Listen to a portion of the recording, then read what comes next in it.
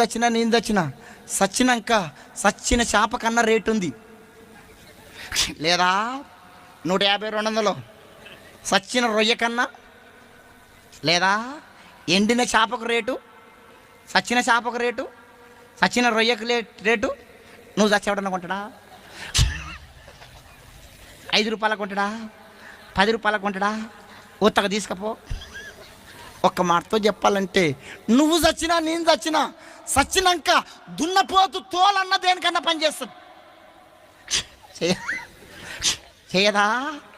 దున్నపోతు తోలన్నా చెప్పరే, నీ తోలు నా తోలు, నీ తోలు నా తోలు.